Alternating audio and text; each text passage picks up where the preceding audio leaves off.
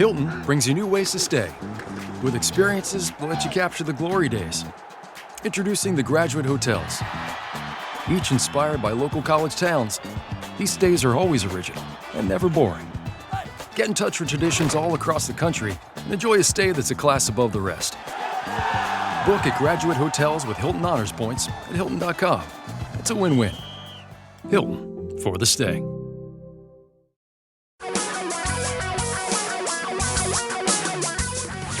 Reality radio for a really great future. We're talking real money. Hey, thanks for joining Talking Real Money to talk about your money, your finances, your issues around all this. I'm Tom Cock, hosting this week by myself, so be gentle. Don has a Saturday off. He is on the coastline, I believe, of South Carolina, and I will be on the coastline of beautiful Lake Chelan. For those of you not in the great state of Washington or nearby, you may not know that, but it is truly one of the most beautiful lakes in the United States, and we have a traditional family vacation that starts tomorrow. And by the way, if you see my wife, would you remind her that it starts tomorrow? I don't think she's buying it.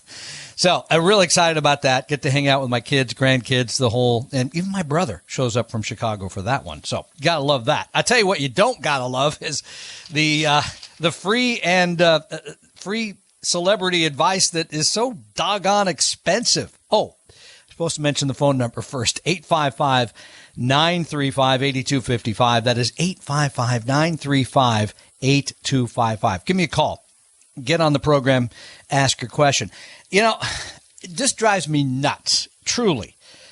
Truly it does, because I know we hold sports stars and celebrities and others who are in the media and influencers out there as somebody that knows more than we do about a variety of topics. Yeah, I don't like it when they talk about politics, but I like it even worse, hate it even more, worse, I should say, when they talk about money, because most of the advice they give is so poor and self-interested, can we say? I mean, frankly, some of this comes from a recent article in Bloomberg Business Week, which I think is the finest weekly publication to talk about money.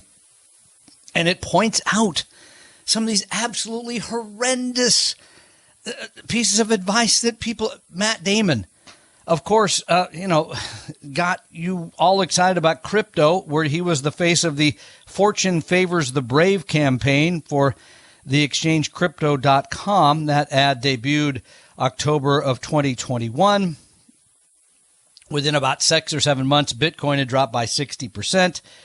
And Damon has gotten, a bit of hassle from all this. I guess it was on South Park. They teased him a little bit. And, of course, Stephen Colbert, who pretty much takes everybody on, beat him up on The Late Show. Reese Witherspoon, who I loved her show, I think it's called The Morning Show on, is it Apple? Anyway, I thought it was a terrific program with her, she and Jennifer Aniston. But I wish she wouldn't give financial advice. She tweeted in December 2021, "Crypto's here to stay."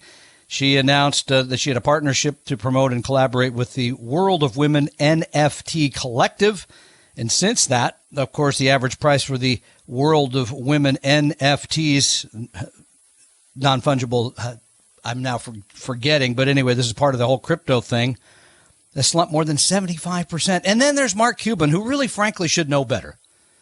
Because at least he's a celebrity guy, but at least he's been, in business. He sold a business once and made a couple billion, I think, when he sold broadcast.com. I don't know that he has a great track record since then, but, he endorsed this, he wrote a piece about the brilliance of yield farming. And although he did mention this is not investment advice, he wrote about making money as a liquidity provider using the Titan token in June of 2021. The token subsequently tumbled 99%. And then he said, well, yeah, that was a bad idea. It was really on me for being lazy. It's on you for being lazy if you just listen to what some of these celebrities have to say about the reason you should put your money somewhere.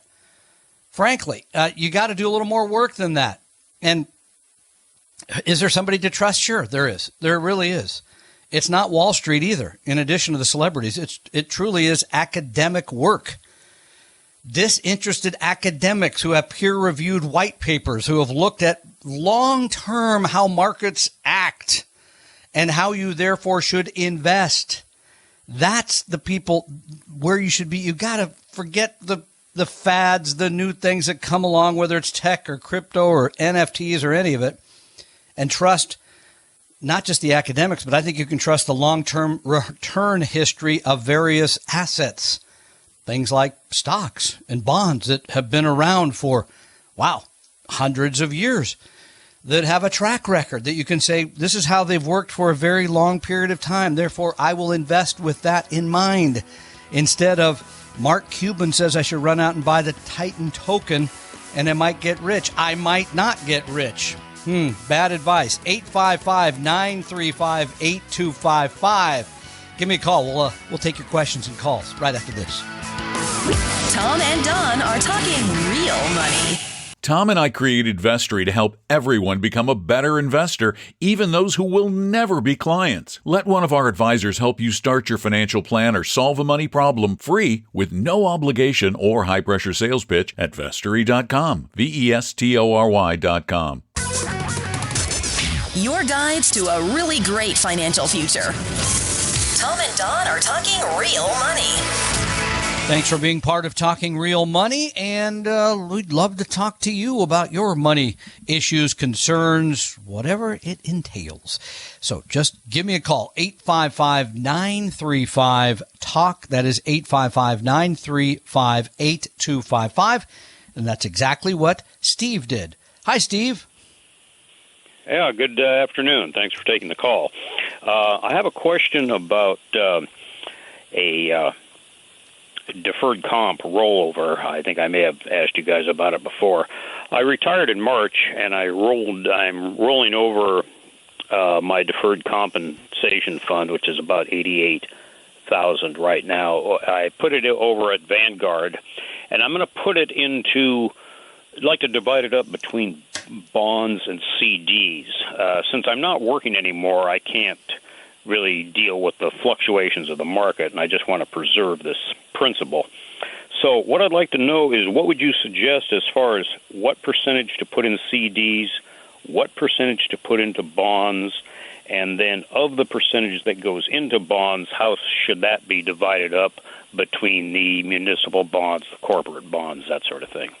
Okay, well, we can eliminate one very easily. You don't need municipal bonds in a qualified account, and this is an individual retirement account, correct? Yes. Okay, so the only reason ever to use municipal bonds would be in a taxable or brokerage type of account, because the interest paid on those is not taxable. That doesn't matter in a qualified account because you're not going to pay tax on those anyway. You're not going to pay tax on anything there until you take the money out. So my next, I take the required minimum distributions, whatever it is. Distribution, yeah. Mm-hmm. Correct. So, here's my question. How many years until you're going to start taking, if you're either have to or need to take money out of that IRA?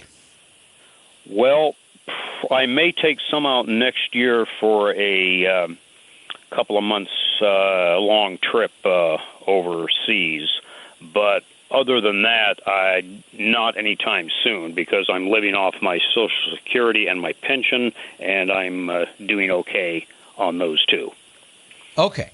So, so then my question really kind of is, and I don't know, I've never bought CDs at Vanguard per se, but I'm trying to understand sort of the reason. Okay, let's step back. You could own short-term bonds. Vanguard has some very fine funds where you could they hold hundreds and in some cases thousands of bonds. A bond is an IOU. Mm-hmm. Not completely like a CD, which is, as you know, is insured. A bond is not, but they buy pretty safe ones.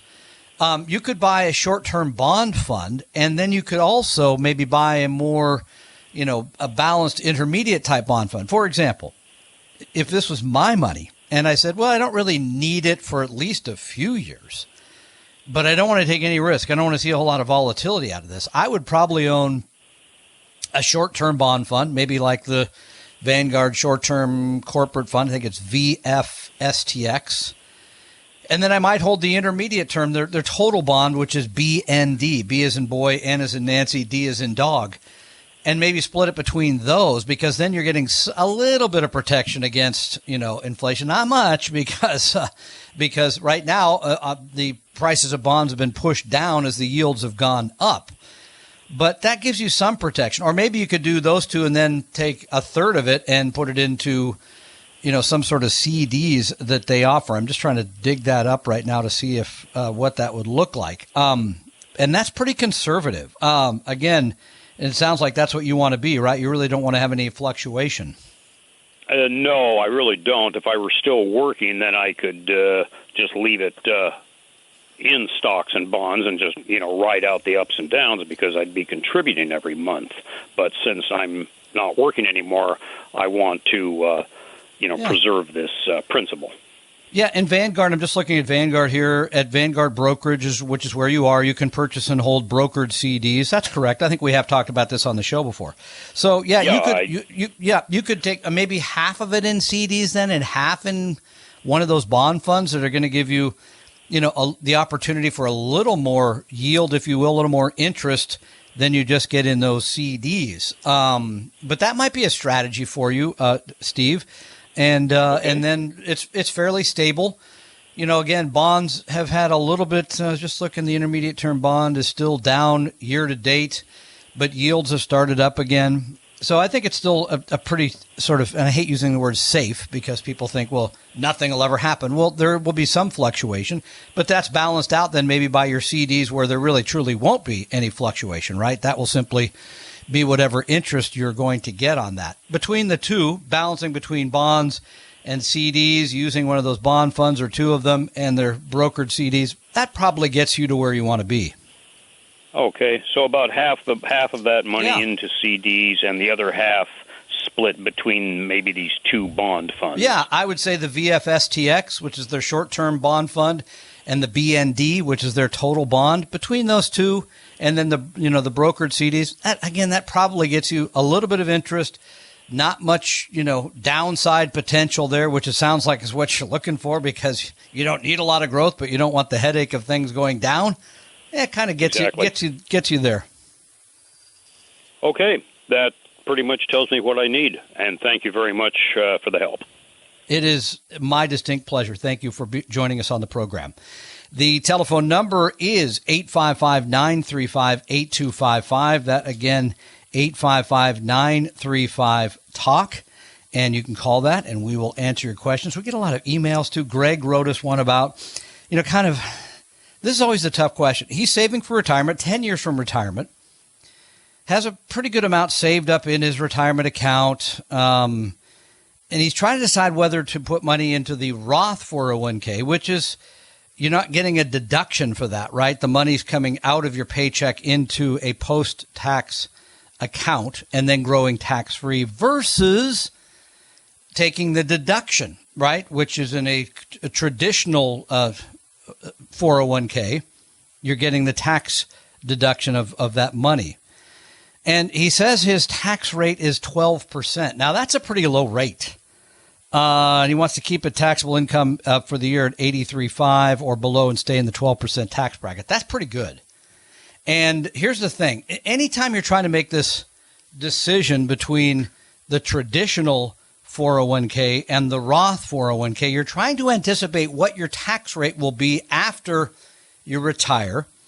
You need to anticipate a little bit about how big your pre-tax savings will be, because remember, that will have to be drawn on at some point with required minimum distributions. Under current law, that draw doesn't begin until 72.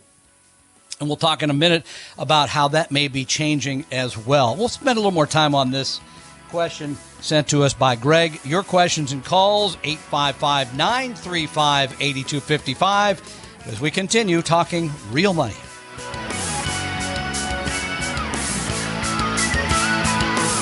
Tom and Don are talking real money. Is your portfolio a mess? You may have a case of hodgepodgeitis, but don't worry, we can help. Just set up a free, no-obligation meeting with a Vestory advisor at vestory.com. No sales pitch guaranteed. That's VESTORY.com. For your real life and real future, Tom and Don are talking real money.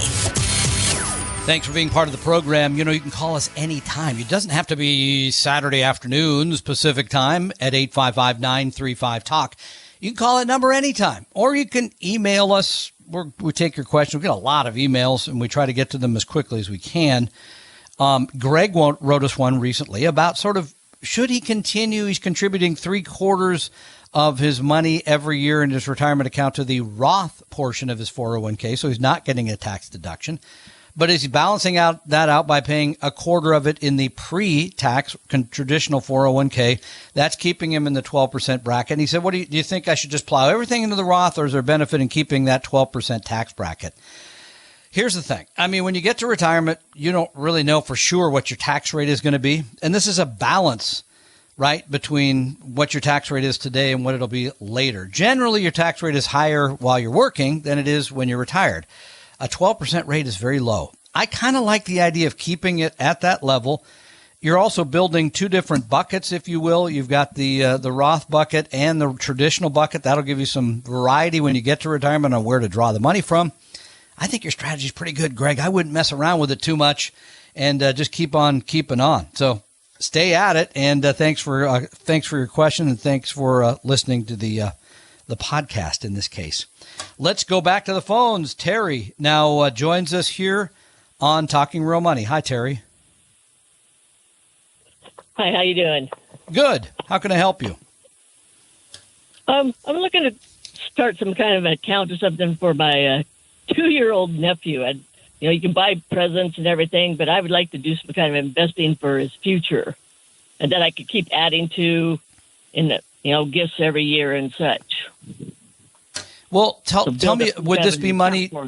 Yeah. Is this money that you want to have necessarily set aside for education, or sort of a general expense? Either one. Okay. Because we do favor, and I've used and have for decades, for myself and for our clients, the 529 plan. So a 529 plan allows you to put the money in for a 2-year-old who hopefully will go to college in 16 years or so. The money grows, and then the money is taken out tax-free if it's used for any, sort of education-related expense, whether that be tuition, whether that be housing, whether that be books, etc. The problem sometimes people run into is, well, you put it in that account, and then the kid ends up not going to college, which is perfectly fine too. And then what do you do with it? Well, of course, that money could be moved to a family member. Again, that's why I was sort of asking you whether or not this was necessarily for an education program. Utah, if you typed in the Utah 529, I forget the website, they have a very good 529 plan. It is age-based. In other words, they invest the money for a 2-year-old with the idea that you want a lot of risk when you're 2, less when you're at 18, because you're going to start drawing on the money. The costs are exceedingly low, very, very low, and you can put in a certain amount per month or per year, whatever it is. I do for my grandkids, for example, on their birthdays and at the holidays. They each get a contribution, not too much money, but it's something, it's growing. And, at some point, when they go to college, it'll be a nice little add-on. It really won't cover the whole thing, but it is a way to invest in their future. It is a way to do it at an extremely low cost, and it is tax efficient, because if you just put the money aside in a regular old brokerage account, for example, when they start pulling that money out, they're going to pay either long-term capital gains tax on it, or any activity inside that there's going to be taxation as you go along. You really want to avoid that if you can. That's why I'm sort of saying if it's just for education, I would use the 529 plan. Utah is certainly a favorite. West Virginia has a very good plan. You don't have to live in either of those states, by the way, to use their programs. And you can use the money in any college, university in the United States. So that's probably the direction that I favor. Uh-huh.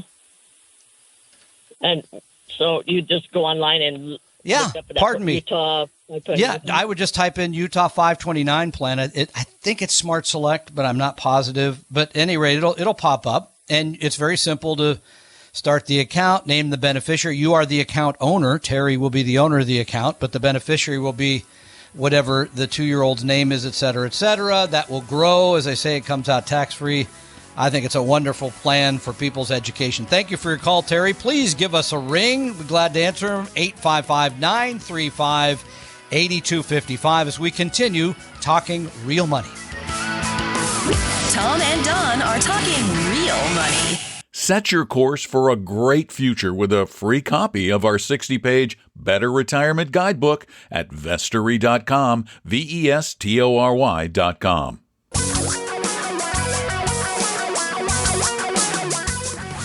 Reality radio for a really great future. We're talking real money. Hey, thanks for being part of the program today. Every Saturday, we're here live 2 hours to take your questions and calls about all things related to money, whether it's making it, saving it, investing it, trying to do the right thing, trying to help you avoid the mistakes, all of that. So, hey, if you got a question, give me a ring, 855-935-TALK. That is 855-935-8255. I'm Tom Cock. I'm the co-host of the program. The other guy, he's got the week off. That's Don McDonald. He'll be back next Saturday. I'll be off. As I mentioned recently, I'll be in Central Washington enjoying the sun and fun that is a vacation at Lake Chelan. Terry had asked about sort of doing something for, I think it was 2-year-old nephew. And, and I'm not as nimble as Don on the internet, live on the show. But during the break, I took a look just to make sure I was right. Utah 529, which is at the website my529.org. That's my529.org. And on the homepage, it says, what's a 529? Why pick this one? I think it's pretty easy to go get started and build this. And again, as I said, I would do the age-based program. An age-based program allows you to just put the money in.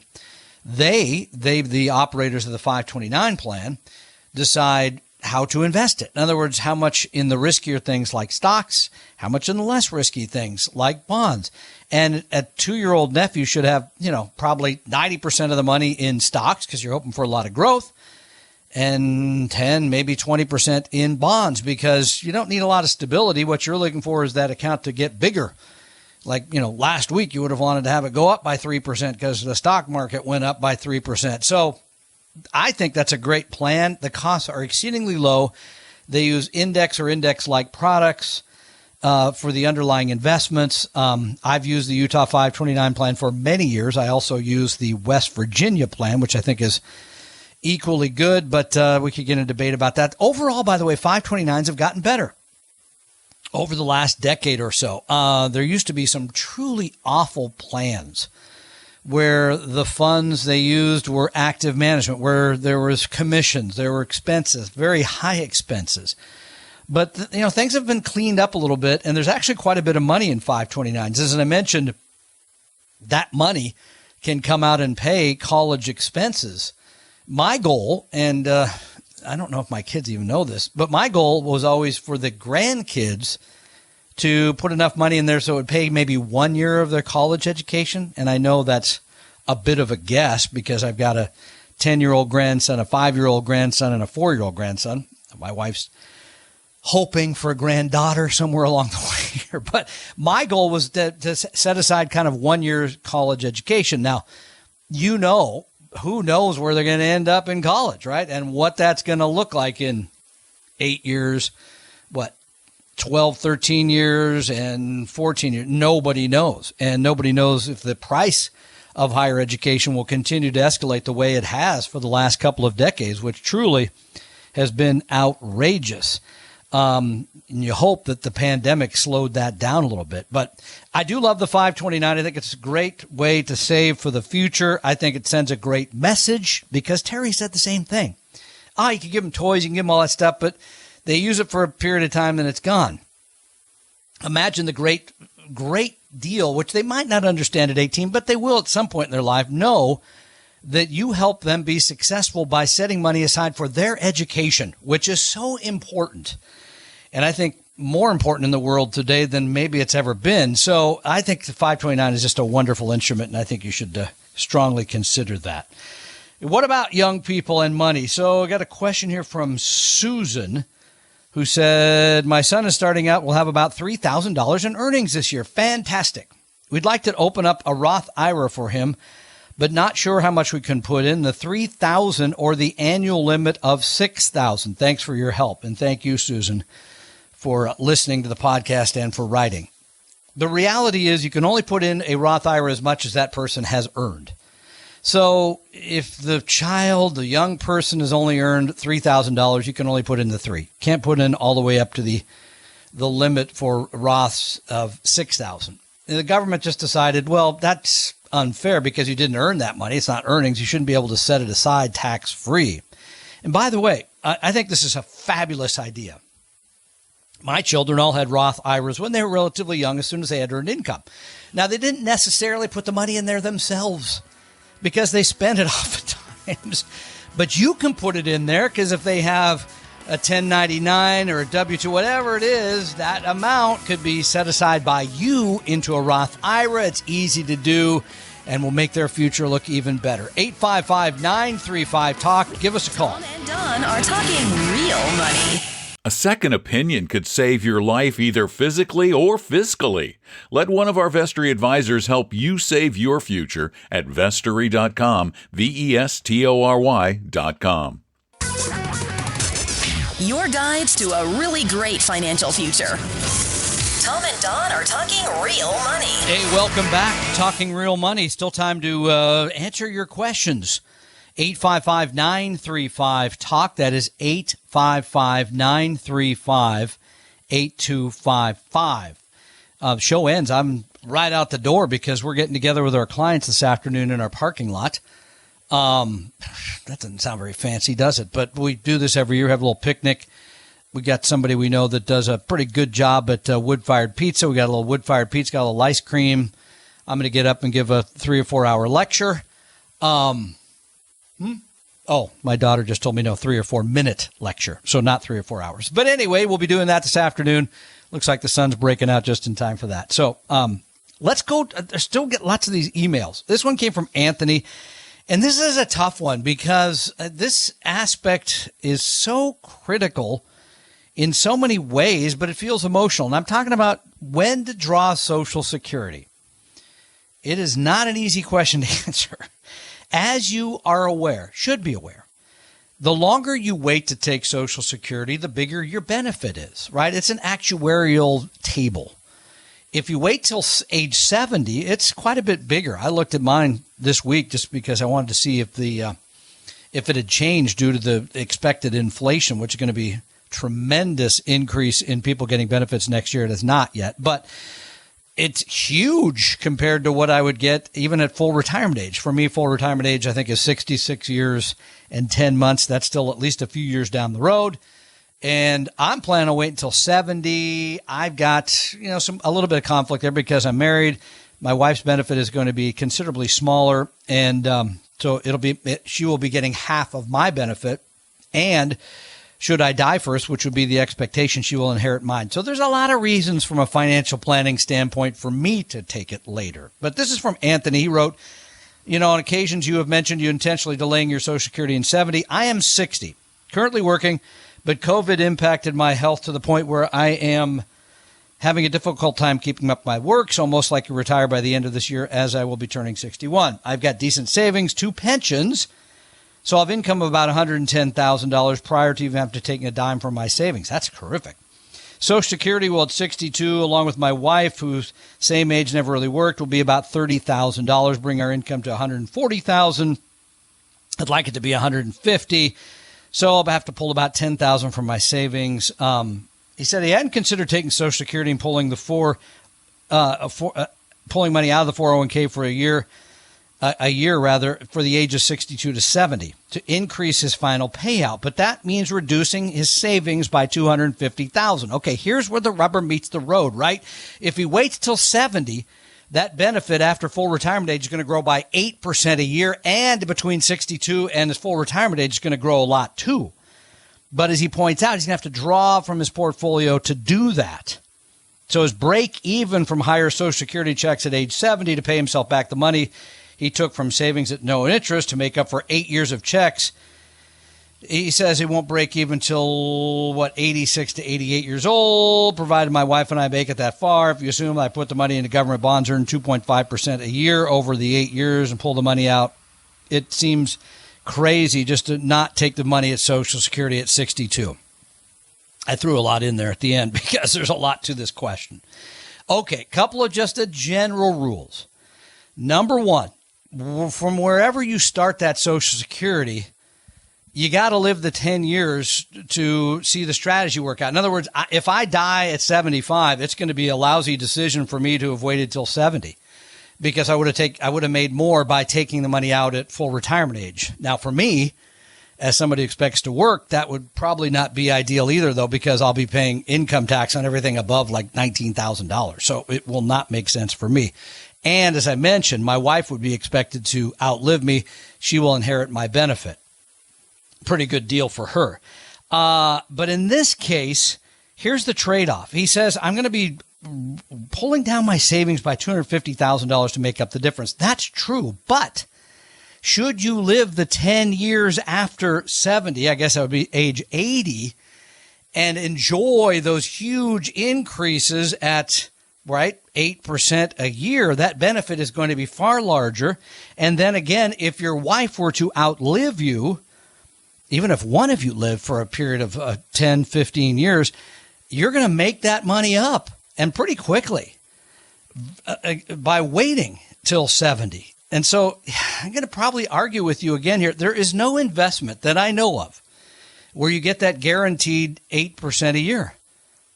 If there is, give me a ring. I want to talk about it because there isn't one that I know of. So therefore, waiting on Social Security always seems to me to be a no-brainer.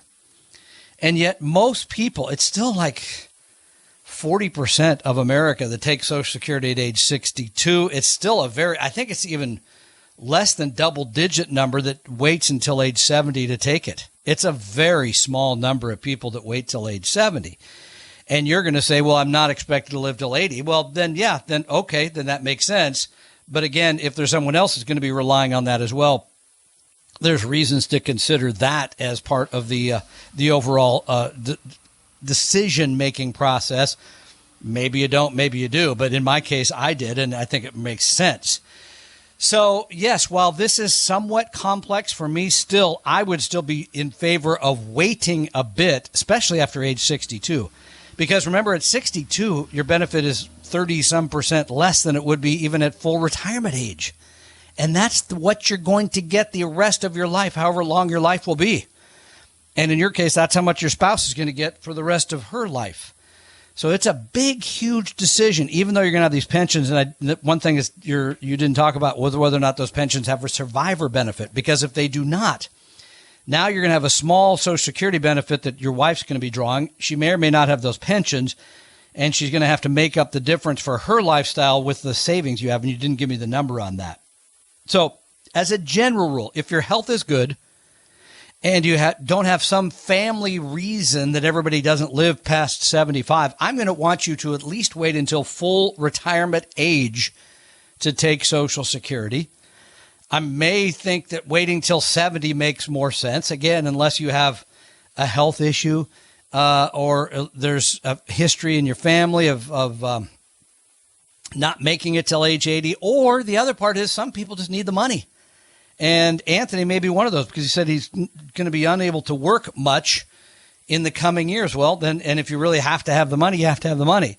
I'm going to say I would pull that money out of the 401k at least for a few years until at least you get to full retirement age, which, see, if he's 60, you probably will have to wait till 67, which is a long time.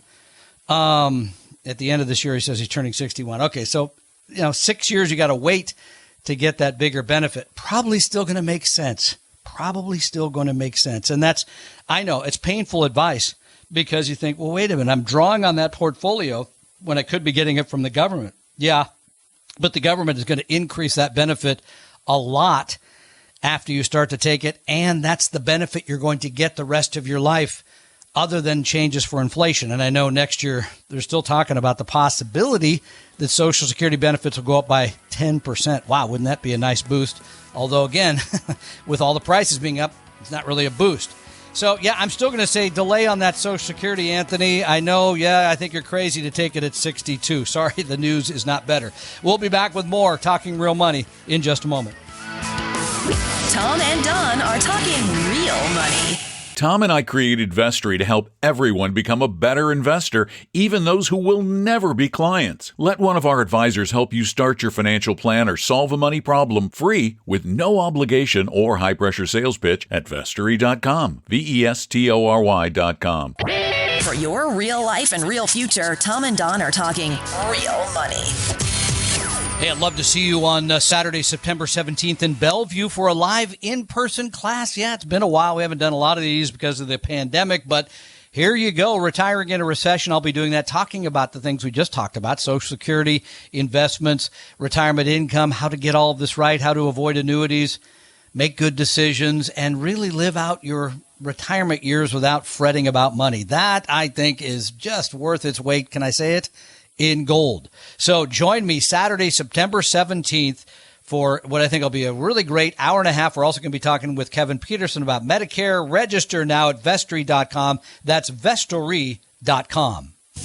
We hope you realize that the information provided on Talking Real Money is for informational, educational, and hopefully enjoyable purposes only. Providing personalized financial planning or investing advice takes time, so please consult with a really good fee-only fiduciary investment, tax, or legal advisor. We know a good one. Investing must always involve risk. In other words, you can and probably will lose money at times. Also, as much as you want it, no one can accurately and consistently predict the future, so past performance doesn't tell you a darn thing about what the future will bring. Unlike many other programs that say something similar, Talking Real Money is not trying to get you to buy or sell any financial products or securities. Instead, the program is provided as a public service by Appella Capital, a fee-only registered investment advisor. Thanks for listening, and please visit TalkingRealMoney.com for more information and disclosures. And to keep the lawyers happy.